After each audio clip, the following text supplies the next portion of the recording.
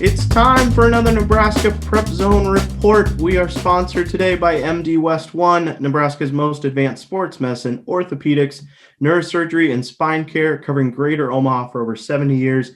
I'm your host, Jake Anderson, and I'm pleased to be joined today by Stu Pospisil. We haven't had you on in a few weeks, Stu, and it is the perfect time. We have boys state basketball this week, coming off just a fantastic girls state basketball tournament. And before we preview that boys' first ever 5-day event, let's just reflect for a little bit on that girls tournament. We were just saying Saturday delivered. Grace Cave going coast to coast for Weeping Water's first state title, North Bend's fourth quarter rally, a coronation fit for a Brit Prince, and Elkhorn North winning in its first season. Plus, one of our photographers, Lily Smith, pointed this out.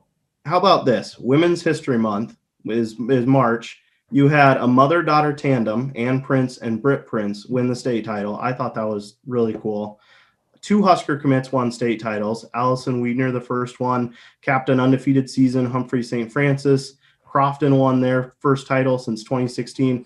And burying the lead here, Alexis Markowski had 57 points and 46 rebounds combined, semifinal and final, to cap Pius's undefeated season. That's great Saturday. It was one of the best Saturdays of girls finals. And we were talking off air. I think that all these teams got at least one day off during the tournament. I think that really helped the quality of basketball. I think it also helped, as we alluded to as well, being able to not have to go from gym to gym to gym. That everybody got at least 2 games of Pankow Bank Arena that was in the finals.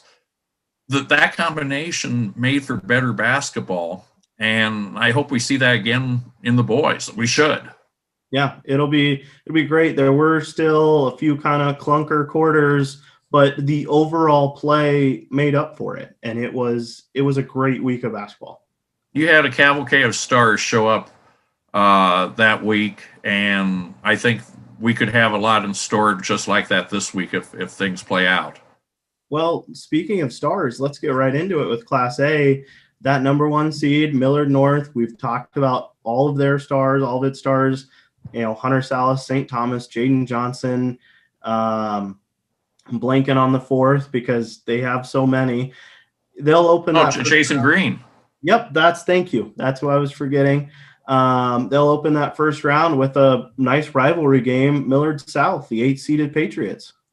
Well, Patriots pulled off 2 upsets in districts to get to state the first time in a few years. They played Millard North tough during the season. It was 62-51. This was not a blowout game. And Millard North better not approach it the ho-hum, we're going to chalk this up as a win, because Millard North or Millard South is going to try and slow the ball down, be very meticulous.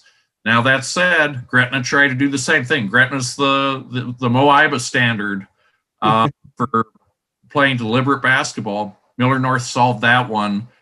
They should be able to solve this one. It may not get to the Millard North scoring average of 81, but it'd be hard to see an upset here. Yeah, and I think we were robbed a little bit, just to circle back to districts, of a Millard North Grand Island final. Not that Grand Island would have played them maybe much closer than Gretna, but it would have been fun to see that Hunter Salas, Isaac Trout matchup. But let's keep moving forward with Class A. That 4-5 seed, they'll play the winner of the 1-8. That 4 Lincoln Pius X, 18-3. The 5 Millard West, 17-5. That's a good 4-5 game.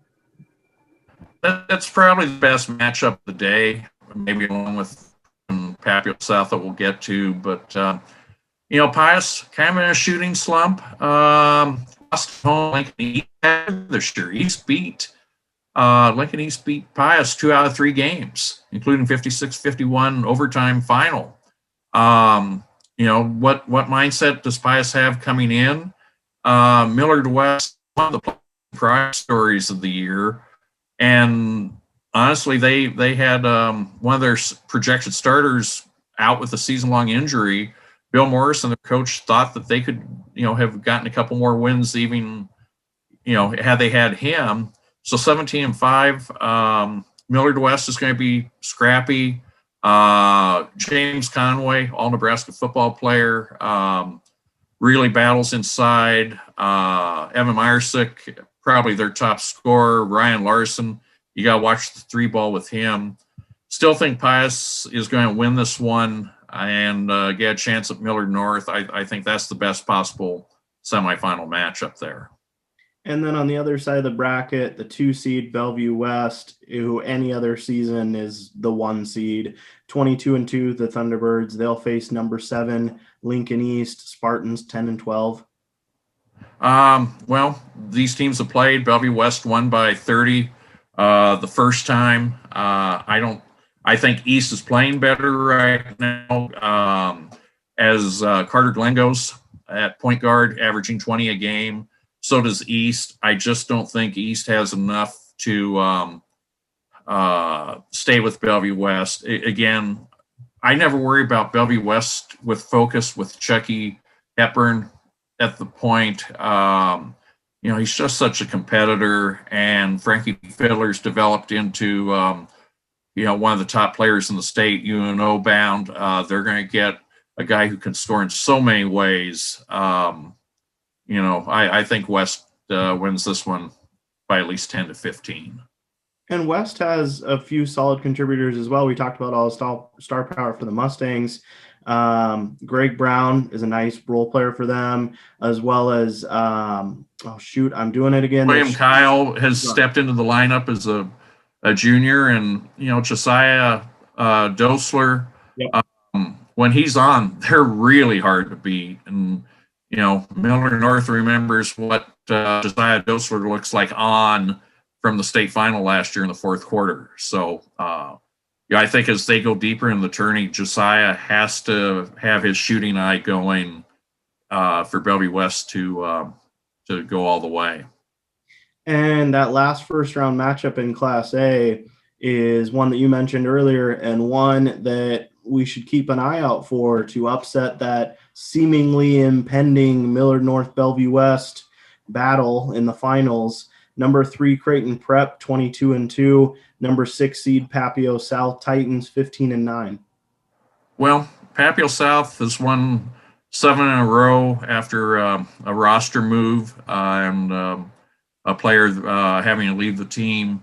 Prep played solid all year. Again, they need to stay focused. They've had some issues putting teams away. Millard West, it was a 42-40 game back in December. Papillion High, I think, was 51-50 in overtime. Prep's got to be focused.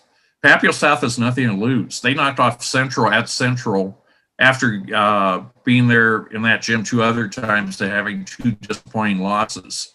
And that knocked Central out of the tourney, knocked OPS out of the tourney for the first time in 25 years. So Papio South, I think, is playing with a renewed spirit, obviously, as that winning streak shows.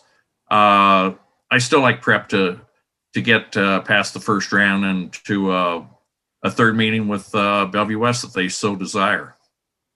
And let's kind of open up the crystal ball for Class A. Same as girls' state tournament, the Class A will open Tuesday, and then they'll have that 2-day layoff, 2-day break, however you want to put it. And they'll have the semifinals on Friday at Pinnacle and the finals Saturday. A lot of people want to pencil Millard North and Bellevue West straight into Saturday, move them 5 days ahead. Creighton Prep, Pius, any other team, who do you think has the best chance of knocking one of those guys off? Oh, it's got to be Creighton Prep. In their gym, Prep lost to Bellevue West in the Metro tourney by 7 or 9, and then went overtime with them the day after Bellevue West had knocked off Millard North. It was a tough 1-2 for Bellevue West, but Prep takes them to overtime. Felt they could have won it. Josh Lukey isn't penciling in a Millard North Bellevue West game. I'll tell you that. That's probably the second best game of the Class A tourney. Millard North got the easier side of the bracket. Honestly, when Norfolk knocked off Lincoln High, that gave Millard North 3 extra points in the point standings that Bellevue West didn't get, and that makes a difference in the seedings. Now, at one point, we thought Pius could be number 1 seed at one point, and then they lost to East, and then obviously lost to East again in districts and goes as a wild card. I just don't. Some people have said they think that Pius maybe go all the way if they can't break out of their shooting slump. When you have to go overtime with East in your own gym, that's tough. I find it hard to believe it's not going to be a Millard North versus Bellevue West final. Yeah, usually those pencils are correct, and let's assume that they are. Let's assume that it's Millard North, Bellevue West, round 2 rematch from last year, round 3 of this year. Who's taking home the state title? Who's cutting down the net? I think it's Chucky and Frank and Josiah. As I wrote right now, Bellevue West, better moxie, better defense, and they've got Chucky. And Hunter Salas is going to have to become an alpha before college and step up this weekend and say, this is my team. I'm going to will this team to a victory. I mean, I think many in the basketball community are hoping Tim Cannon goes all the way with this team. It was crushing to him last year not to win it. It was crushing for a lot of people that they did not hold on in the fourth quarter after leading by 14 with 4 left. There's a lot pulling for Tim. There's a lot who appreciate Millard North's talent, but it's hard to go against a defending champion that I think is better than last year across the board, certainly a year older. And, with Fiddler's growth, and if Josiah Dosler shoots it well and Greg and William handle their roles, I hope it's a great final again. And, it could come down to 1 or 2 possessions late in the game, but it's hard not to pick Bellevue West to repeat. Yeah, I hope we get a nice primetime game on Saturday, Bellevue West-Millard North, and that's no disrespect, as we've noted, to the other to Creighton Prep. Yeah, to Creighton Prep, to Pius, to the whole field. I mean, Millard West could go, and I don't think it would surprise anyone. I think it would surprise. Again, I think there's 3 teams that can go the distance. I think there's chances for upsets early, but I don't think you can see the state champion being anyone but Bellevue West, Prep, and Millard North. And I've been wrong before. Could be wrong again this week, but that's what the chalk says. Well, we're looking forward to the Tuesday, Friday, Saturday of Class A. And before we preview Class B, take a minute for a message from our sponsor. As the official team doctors for high school and college teams across Greater Omaha, MD West One Sports Med Doctors can get you back into the game, stronger than ever. Meet the Sports Med team at mdwest1.com or call 402-390-4111. Thanks again to MD West One. Class B now, and let's start at the top with number 1 Norris, 18-2. They'll face number 8 Blair, 11-11. Could we have an upset here? No. Everybody in Class B that was towards the bottom wanted to go out to Alliance and play. Alliance was a soft number 1, to be honest. No disrespect to them, but their schedule and the point system rewards that schedule. Alliance lost 87-40 to Scott in December, and this was right around the time that Scott was losing 39-23 to Grand Island Central Catholic, your number 1 team in C2. We'll talk about Scott in a minute, but Norris trade Devereaux, and he's part of a front line that goes 6'6", 6'5", 6'5". It's a great feat for Blair to get there for the first time in 15 years. Well, I think it's a short stay for the Bears. Sorry, Nick Rubick. That 4-5 game, all these 4-5 games are great. Another good one, number 4 Platteview 20-4, number 5 Elkhorn 17-7. Well, it is round 3 for these two teams. Elkhorn won 57-55 and then lost to Platteview on a neutral court 59-54. Kyler Milliken, 641 points as a sophomore, topped 1,000. He's only the 4th sophomore in state history to get to 1,000 that we know of. He's got to go against Elkhorn's 1-3-1 defense. Good front line. You've got Drew Crystal, Husker baseball recruit, all Nebraska football player, solid basketball player. Colton Ewing for the Antlers. I think this one might be the first one to 50. I like Elkhorn in this one.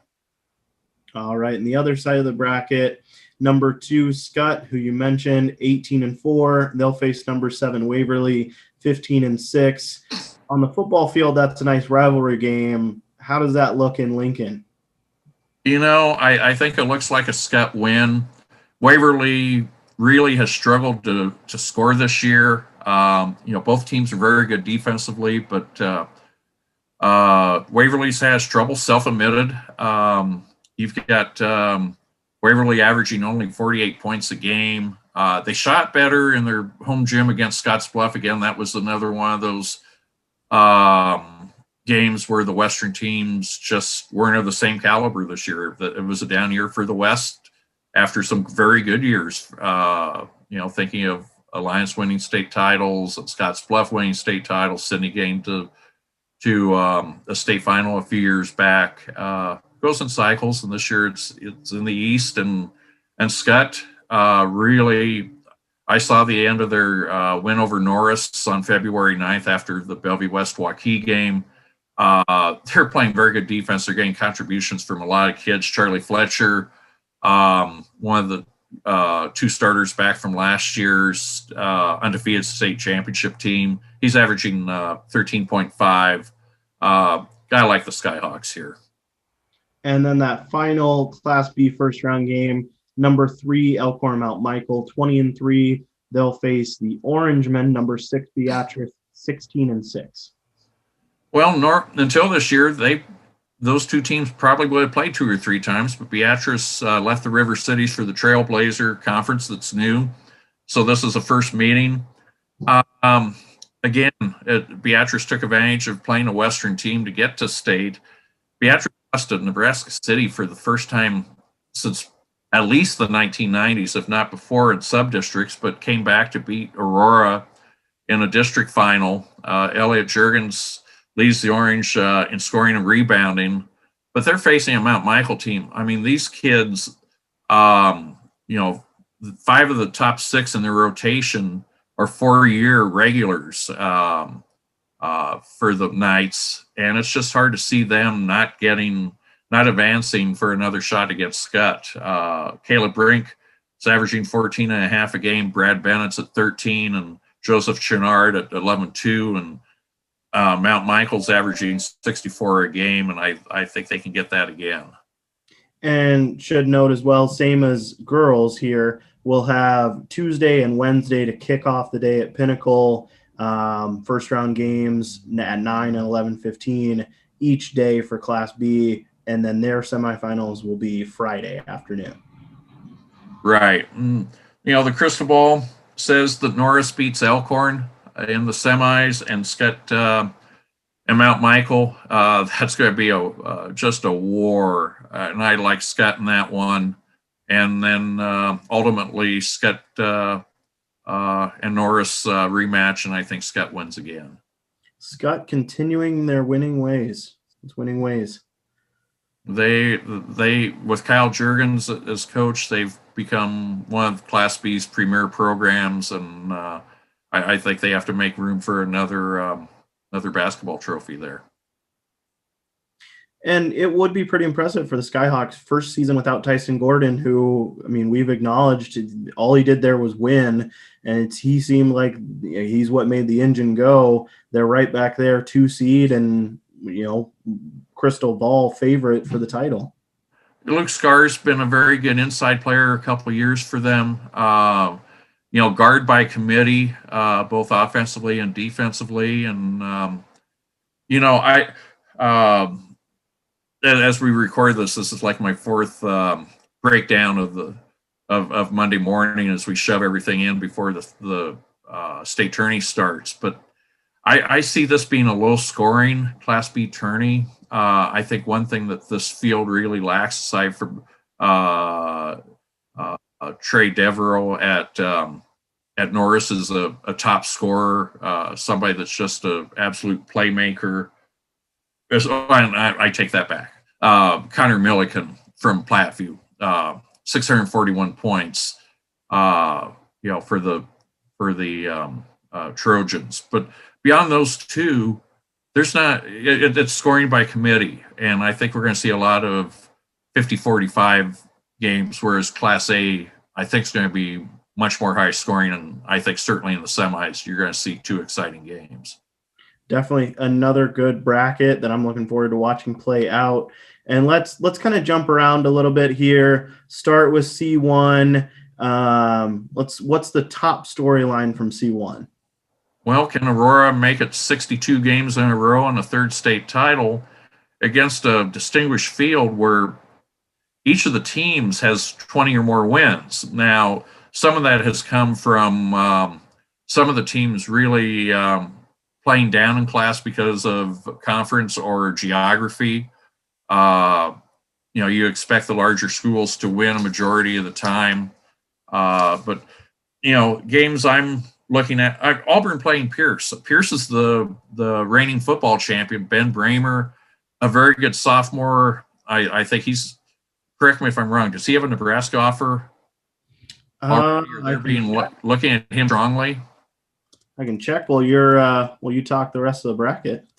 Okay, then you got Omaha Concordia, first-time qualifier, playing undefeated Milford. Both teams enjoying their most successful wins in school history. I think that's a good matchup. I like Milford there. And then you've got Kearney Catholic and Wayne meeting, and Adams Central and St. Paul. Both good matchups. I like Central Nebraska semifinal of Kearney Catholic and Adams Central. In the regular season, Kearney Catholic won that matchup 39-36. I look for Adams Central neutral court to reverse that, but when it's all said and done, I think it's Cam Binder, Daniel Ferrari, and Coach Jim Weeks bringing home a third consecutive state title for the Auburn Bulldogs. Yeah, Benjamin Brommer for Pierce. He does have a Husker offer. Tight end last season, 6'5" guy, 44 catches, 747 yards, 10 touchdowns. So that's a talented dude for Pierce. That's football coach Mark Bramer's son, and very talented athlete. People are saying, he reminds them of Matt Harrigan, who came out of Pierce and became a very good tight end for the Huskers. So this looks like could be the next one. Let's jump across that all-page bracket sheet. What's the top storyline for D2? For D2, how do I pick against the two teams in last year's finals? But I'm doing it with Humphrey St. Francis and Falls City Sacred Heart. I mean, those are perennials, but Mullen comes in from the Sandhills. There's more than golf in Mullen.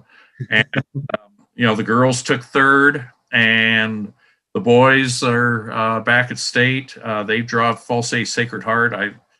I think Mullen wins that one, and then Wynot's beaten St. Francis already this year, and I think they get the validation win in the first round. But the champions in D2 very well could be Lincoln Parkview Christian with only one loss. Good first-round matchup with Quinn Johnson and Loomis. Quinn's the state's leading scorer in the tourney with 645 points. D2 is going to be better than normal, I think. I think you're going to see some scoring, especially if we get a St. Mary's Parkview semifinal. I think that one could be quite interesting. Who's the player to watch for O'Neill St. Mary's? Aiden Hedstrom's averaging in the 20s. St. Mary's lost, in sub-districts and came back to win its district, and that helps when you're the number 1 seed.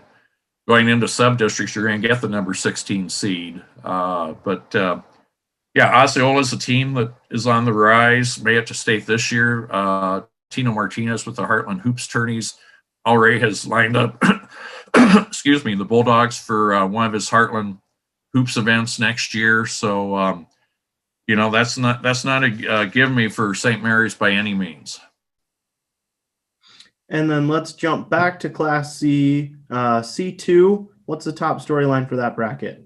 Well, I'm expecting a rematch of last year's state final between Bancroft, Rosalie, Lions, Decatur, BRLD, and Grand Island Central Catholic. BRLD won it last year. Has some graduation losses. They still have Dylan Beitler and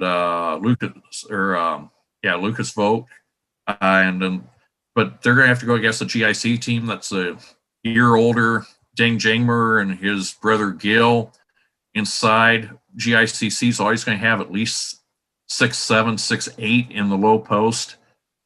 And GICC, you break down their record: 1-1 against Class A. They're 5-0 against Class B. They're 6-3 against Class C1. They are steeled. They are tested. I think they handle Tri-County. I think they handle either Freeman or Harrington C coming across. And I think this year they've turned the tables on the Wolverines from Bancroft, Rosalie, Lions, Decatur. And let's finish up with D1. What are you looking out for there? Well, Burwell, very talented athletes there. Hasn't won a state title this school year yet. They were very disappointed in football. Lost in overtime to Dundee County Stratton in a great matchup there. And then sixth in wrestling. That Burwell hasn't been to the state finals since 1961. I think they get there, and I think they beat a very good Humphrey Lindsay Holy family team that's tourney tested as well. Humphrey Lindsay Holy family could have to get past a North Platte St. Patrick's team that probably is one of the best teams in the West, regardless of class this year. And you've got Walt Hill back at state after a few years. Resball is alive and well. They're going to have to play a very physical Howells Dodge team that, again, their schedule may have given them a few more losses, but I think it's really helped them through the years when it comes to state tourney time. Well, I think we are all set for 5 days of high school basketball. Final 5 days of high school basketball in the state. A sad moment, but hopefully we cap it with a great state tournament. We're looking forward to your coverage. People can find you at Stu OWH on Twitter. You'll have updates throughout the 5 days. And I'm looking forward to what the rest of the World-Herald sports department churns out. Last week, we were talking before we got on, our photographers, all of them down there in Lincoln last week, crushed it. The copy desk, as always, is fantastic, especially on tight deadlines. I'm looking forward to them. Kudos to Lily Smith and Savannah Ham, our intern. I mean, those are developing, no pun intended, developing very good shooters. And they're easy to work with, like all our staff, and they've got great careers ahead of them. Yeah, and to that note, Lily had a fantastic photo of Grace Cave's game winner. Savannah had a great shot of Allison Wiedner on top of the ladder cutting down the net. Those are just two of their fantastic photos, and I'm looking forward to this week, what everybody does. Yeah, we're a great team, and we need to keep that going. On that note, that is the perfect way to end it. Until next time, thanks for listening.